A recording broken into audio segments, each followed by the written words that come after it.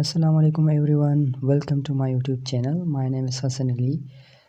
आज हम जिस टॉपिक पर बात करेंगे वो काफ़ी इंटरेस्टिंग है और ना सिर्फ स्टूडेंट्स के लिए बल्कि हर कोई नाउअडेज़ जानना चाहता है कि आई एम अंडरवेट और ओवरवेट, मतलब हेल्थी हूँ कि नहीं। तो उसके लिए भी ये वीडियो काफ़ी इंटरेस्टिंग होने वाली है। Let's start. BMI stand for body mass index. ये actually measure of body fat है based on height and weight. ये हमारी बॉडी में बताता है कि परसेंटेज कितनी है फ़ैट की, सही है। उसी का पर्पस क्या है, हम BMI क्यों कैलकुलेट करते हैं। ये इसलिए कि एनी डिजीज़ डायग्नोसिस कर लें, कोई डिज़ीज़ तो नहीं है, इसी के डायग्नोसिस के लिए, ठीक है।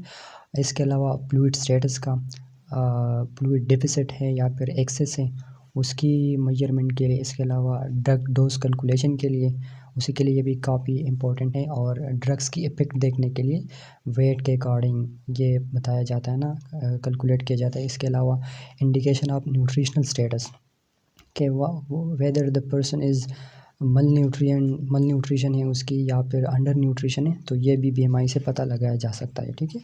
इसके अलावा ये हम बात करेंगे रिक्वायरमेंट्स की। हमारे पास BMI कैलकुलेट करने के लिए क्या रिक्वायरमेंट्स होती हैं। इसके लिए हमारे पास रिक्वायर्ड होता है हाइट एंड दूसरा वेट। हाइट हमारे पास सेंटीमीटर में भी हो सकता है, फीट में भी, मीटर में भी। और इसके अलावा हमारे पास वेट केजी, LB एंड ऑन्सेस। ये डिपेंड करता है कि हमारा फार्मूला कौन सा हम यूज़ करते हैं, तो उसी के अकॉर्डिंग हम डेटा फिर पुट करते हैं। और लास्ट में मैं आपको कन्वर्जन फैक्टर बताऊंगा, उसी के अकॉर्डिंग आप किसी भी फार्मूले से फाइंड कर सकते हैं। Now let's do learn formulas. इसमें से पहला है फॉर एडल्ट्स के लिए। उसमें यह है कि आप वेट को पाउंड में लेते हैं एंड हाइट इन इंचेस, लेकिन उसका स्क्वायर एंड मल्टीप्लाइड बाय 703। उसी से आपका BMI आ जाएगा, ठीक है। इसके अलावा चिल्ड्रन के लिए ये स्पेसिफिकली है कि वेट इन केजी और height in centimetre square multiplied by 10,000। इसके अलावा हमारे पास एक थर्ड फार्मूला भी है, जिसमें हम वेट को केजी में लेते हैं और हाइट को मीटर स्क्वायर में, और ये चिल्ड्रन और एडल्ट दोनों के लिए यूज़ हो सकता है। अब हम इम्पोर्टेंट रेंजेस की बात करते हैं कि अगर हम BMI कैलकुलेट कर लेते हैं तो हमें कैसे पता चलेगा कि हम अंडर वेट है या ओवर वेट है। तो ये रेंजेस हैं। अगर हमारी BMI लेस देन 18.5 होगी तो ये अंडर वेट। इसके अलावा 18.5 to 24.9 normal, 25 to 29.9 overweight, and 30 to 34.9 obese class 1, 35 to 39.19 obese class 2, and 40 or greater than 40 obese class 3.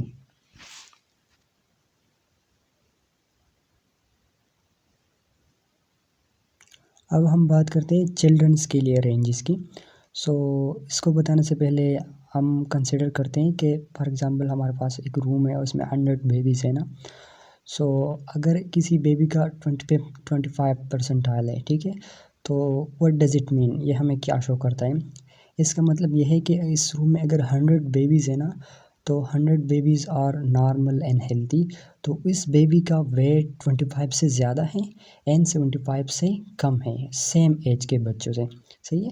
तो अब हम बात करते हैं रेंजेस की। अगर हमारे पास परसेंटाइल लेस देन 5th होगा तो ये हमारे पास अंडर वेट होगा।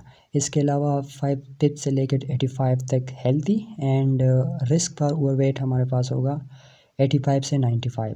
और अगर 95 या इससे ग्रेटर होगा तो ये हमारे पास ओवर वेट होगा। अब हम बात करते हैं कि यार अगर कोई अंडर वेट है ना, तो उसको कॉमन क्या क्या रिस्क हो सकते हैं। ये रिस्क हो सकता है कि इसका इरेगुलर हार्ट रिदम, इसके अलावा डिप्रेशन, एनीमिया, ऑस्टियोपोरोसिस, इस डिज़ीज़ का रिस्क हो सकता है। और अगर हमारे पास ओवर वेट है कोई पर्सन, तो उसको क्या क्या रिस्क हो सकते हैं मेजर। तो उसको हाइपरटेंशन का रिस्क हो सकता है, हार्ट डिजीज़ का और डायबिटीज़ का। अब लास्ट में हम कुछ इंपॉर्टेंट कन्वर्जन फैक्टर्स की बात करते हैं कि हमारे पास 1 kg इक्वल होते हैं 2.2 LB के, और इस तरह 1 LB हमारे पास यानी 1 पाउंड हमारे पास इक्वल होता है 0.454 kg के। इसके अलावा 1 मीटर 100 सेंटीमीटर के और 1 इंच 2.54 सेंटीमीटर के। और ये तो कॉमन है 1 foot is equal to 12 inch. तो ये डिपेंड करता है कि किस फार्मूले के अकॉर्डिंग आप मालूम करते हैं ना BMI, तो उसी के अकॉर्डिंग आपने फिर कन्वर्ट करनी है। लास्ट में एक बहुत इम्पोर्टेंट बात कि हमने तो बात की कि BMI आपको ये चीज़ें बताता है, ये पर्पस है, लेकिन ये नहीं बताता लाइक हमारे पास एक पर्सन है सेडेंटरी लाइफस्टाइल है, उनका BMI 18.5 या फॉर एग्ज़ाम्पल 24 जो है ना वो नॉर्मल है। लेकिन अगर एक एथलीट है और एथलीट का मसल वेट ज़्यादा है ना, तो उसके लिए फिर 26-27 भी नॉर्मल है। क्यों? क्योंकि उनका मसल मास ज़्यादा है ना, दैट्स वाई। लेकिन जो BMI है वो तो आपको ये नहीं बताता कि मसल मास ज़्यादा है, वो तो जस्ट आपको बस वेट और हाइट का वो रेशो बताता है ना। तो ये एक इम्पोर्टेंट एक्सेप्शन है, आप लोगों ने याद करनी है। So that was all about BMI। I hope आप लोग को समझ आई होगी। एंड फिर भी अगर आप लोग का कोई क्वेश्चन है तो कमेंट में ड्रॉप कीजिएगा, I would love to answer. So stay happy, stay healthy and study smart.